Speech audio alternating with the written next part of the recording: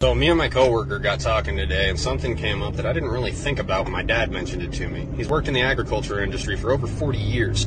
This year, farmers are being offered 1.5 times the value of their crops to destroy them. They're also being told by the federal government they will not receive subsidies for farming if they refuse to destroy their crops. What does that mean? That means that the farmer cannot afford to provide you with food based upon the taxes the government is levying on him if the government doesn't in turn give him back his tax money to provide you with food. Kind of a fucked up system, but that's how it works. And, well, they're not going to subsidize them if they don't destroy the crops. They'll pay them more than what it's worth, and they want them to destroy it, and they'll still get their subsidies. They're trying to create a food shortage. We've got 8 months to get our own food supply, or we're probably going to be facing mass starvation. Good luck.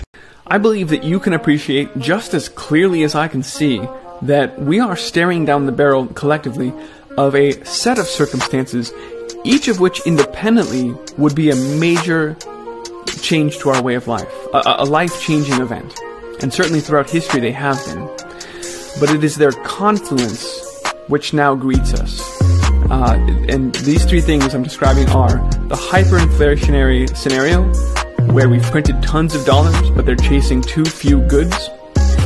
The global grains shortage, and now it's extending into proteins. We've got poultry shortages being reported in mainstream media, and beef won't be far behind.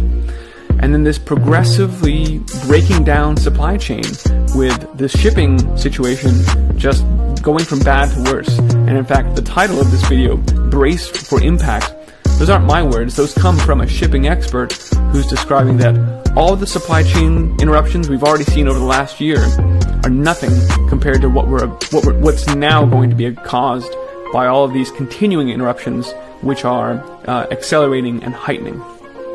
So like I said, each of these independently is something non-trivial, is something significant, but together we really need to discuss and prepare for what this means. And I know you know, I love this audience because you are smarter than I am, and you know all this is going on as well. But I went through my day today trying to get stuff done and interacting with people who don't know what's going on, who are still waiting and hoping for the pandemic to be over and things to go back to normal. But we know that's not going to happen. Notwithstanding that, it's not healthy to spend my whole day with those people kind of pretending. And so part of the point of this conversation tonight is not to be alarmist, because like I said, we already know what's going on. We already see the shits, plural, hitting the fan. Pardon my French, but there's no other way to describe where we are right now.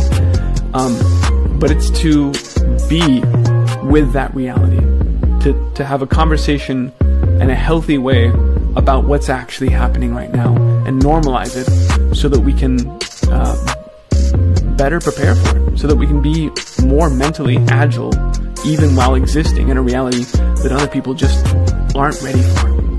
And some people aren't even seeing. I had one person on my Telegram group today, which is at t.me/iceagefarmer.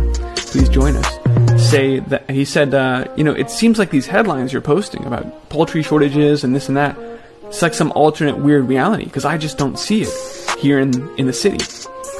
And I wanted to remind folks that this may be especially true in urban areas, because people within logistics and supply chain companies and retail have been directed in many cases. I've got multiple reports of this from Walmart, from other major retailers, have been directed to prioritize the shelves in urban areas over the rural retail establishments. We don't really care about the people in the country. Just make sure the people in the cities have their optics maintained. Don't pop their bubble quite yet, because if you do, it's going to get even crazier, right? When people go crazy in the cities. This is not a new phenomenon. Right now I'm reading this book, The Great Chinese Famine, which is horrifying. It's just staggering to read about what happened back then. And I want to talk more about that some other time, but I will share right now that was their policy as well. In the Great Famine, villagers starved so that urban dwellers could live. Saving the cities at the expense of the villages became explicit policy during the Central Committee work in August 1961, because the political ramifications of Beijing going hungry were worse than Wuhan or Sichuan. So it was sort of implicit at first, but like I said, by 1961, when people were dying in mass, they literally made that the official Communist Party. Make sure Beijing gets grains, even if you guys all starve to death in the countryside. So it's not surprising that people in the cities still have the wool pulled over their eyes here. But notwithstanding, this is an important conversation, so let's have it. I'm Christian, and this is the Ice Age Farmer Broadcast. And I want to first talk about the shipping situation, where we saw that headline, Brace for Impact. The U.S. import demand is still rising, the container shortage is persisting, record port volumes have not alleviated this, and while the line of ships that's been waiting to dock off the west coast in the ports there is now less than 20, there's some progress in emptying the queue there. It's still tremendous the amount of damage that's gone on, and the backlog and the expense for actually securing container storage has only continued to increase. So some of these analysts are saying things like, quote, "You ain't seen nothing yet," and I just want to remember to frame these quotes by the reality that there are already shortages of many consumer goods, that we already have a complete shutdown of the semiconductor industry and anything that relies on that, with car factories unable to produce cars because we can't get the chips. And those integrated circuits are in a lot of things. You already know this. You already know that this whole thing has been set up to falter. This is a generations-long plan in the making of the depopulation agenda, and they've just pulled the rug out now. That's why I want to have this conversation, so that we can really appreciate the gravity of where we are right now. The data shows that despite this deluge of inbound cargo, the import demand is not abating. In fact, it's increasing. It's getting worse. Importers are trying to catch up. Market capacity is in most cases oversold. No realistic improvement is on the horizon. In fact, it looks like it's just going to get worse, leading to more significant disruptions. Again, when you disrupt the supply chain, everything downstream from it falters. We're talking about farmers who can't get parts for their tractors, which further fuels the breakdown of the food supply. We're talking about, we've already seen warnings of gas shortages. Some people already are finding pumps empty, and that's expected to get worse through the summer, when they said about 30% of the gas supply won't be available.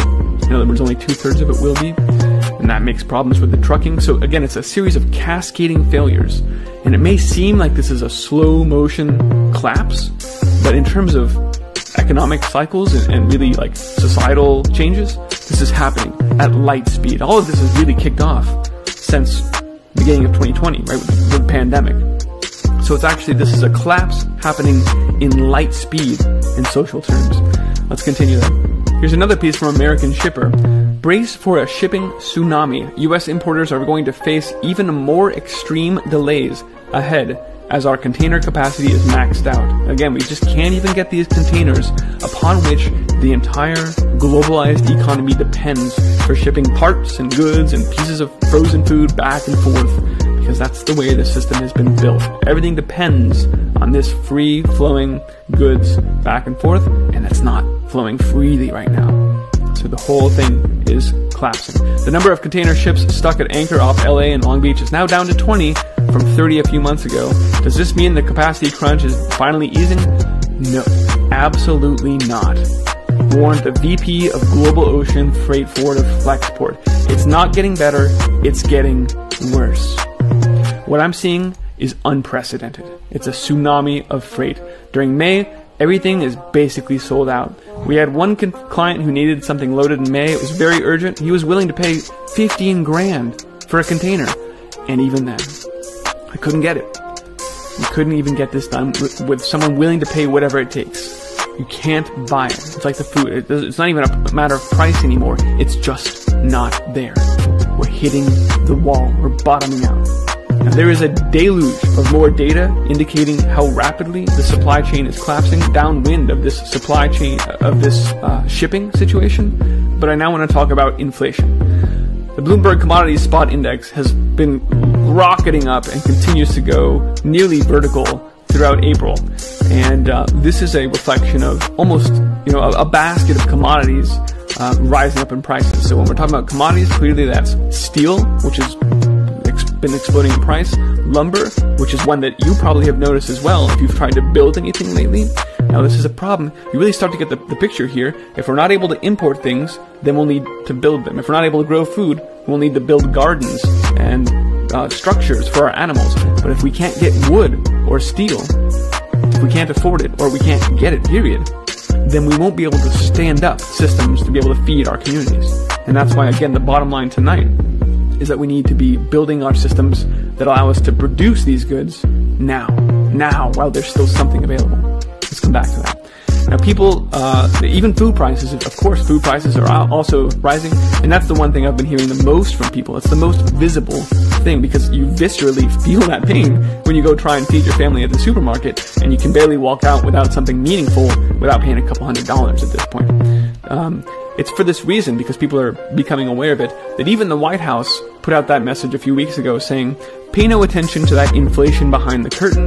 This is a transitory thing. It's just a baseline effect because we had to shut down last year. So naturally it's going to look like prices. No, it's not any of these things. The media, of course, ran with those excuses and printed, this is not a big deal. It's going to look like there's some inflation, but it's not real. It's just, just nothing to see here, folks. Don't worry about it. The White House did actually mention in that memo that supply chain disruptions are playing into these inflation things, but they make the case that this was all because of the pandemic and it's going back to normal already, and so this is, again, it's transitory. This inflation you're seeing, not a big deal, don't sweat it. But we just heard from the experts in the shipping industry, it's not getting better, it's getting worse. So this argument, too, is fallacious.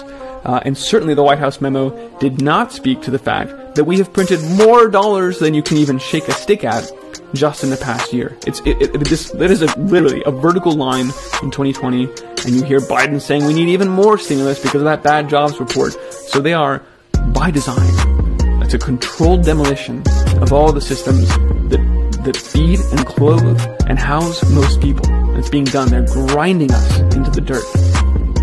And we need to get off of their systems. So that's not being talked about at all. Now, I don't want to get too far into inflation because actually more and more people are talking about that. That's a good thing. If you are wanting to see some of the parallels behind what's going on now to Weimar, which I've previously said this is a very Weimar-like hyperinflationary scenario, I recommend you check out this video by George Gammon. Michael Burry warns of hyperinflation, where he puts side by side the charts and the data about how the Weimar Republic printed a ton of money and it gave them basically a sugar high. Things felt good for a little while there. So long as the government could spend money it didn't have faster than the volume could fall, Germany had the war and life as usual. But then ultimately, it's not sustainable. It's a helpful video to compare the history, just like I've done with solar cycles, like what happened during the Maunder Minimum, so what can we expect to happen now? It's the same sort of a thing. What happened when they printed more money than ever before? How did that play out for them? Well, we know it turned the wheelbarrows full of dollars.